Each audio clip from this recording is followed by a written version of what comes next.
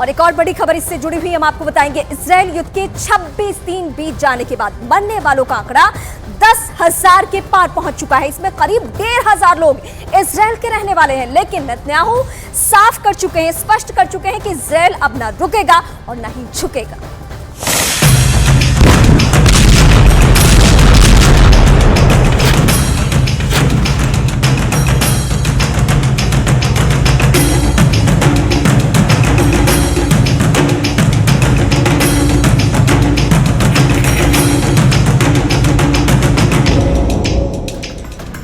Gaza में मौत का हाईवे तैयार हो चुका है।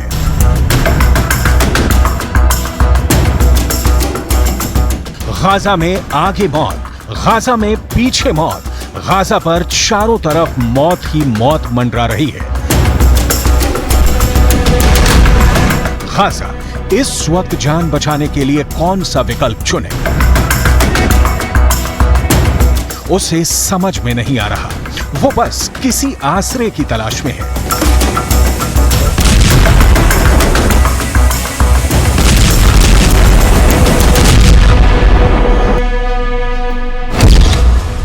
इजरायली सेना का प्लान नेतन्याहू ने मंजूर कर दिया है। इजरायल की पूरी तैयारी है। अब गाजा हाफ और हमास साफ।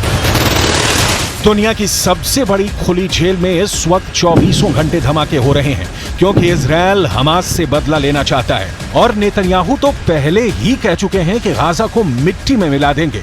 लेकिन गाजा को मिट्टी में मिलाने से पहले गाजा को बांटना पड़ेगा। ये नेतन्याहू को इजरायल के कमांडरों ने बताया है। अब पूरे इजरायल का टारगेट है गाजा हाफ और हमास साफ। लेकिन यह होगा कैसे? हमास को काबू में करने के लिए गाजा के चारों तरफ इजरायल की मोर्चाबंदी है। गाजा और इजरायल के बीच बनी बाड़ और दीवार की दूसरी तरफ इजरायल के टैंक तैयार हैं। ये रात को गाजा में घुसपैठ करते हैं और सुबह से पहले ऑपरेशन करके लौट आते हैं। लेकिन अब तक इजरायल की फौज गाजा में टिक कर नहीं लड़ी है।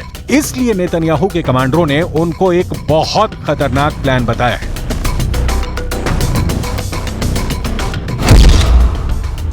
इजरायल अब गाजा को 2 हिस्सों में बांट देना चाहता है। इसके लिए गाजा के बीच से गुजरने वाले सलाह अल दीन हाईवे पर इजरायल की फौज कब्जा करना चाहती है। ये एक तरह से गाजा की लाइफलाइन है और हमास की मूवमेंट यहां बहुत ज्यादा रहती है।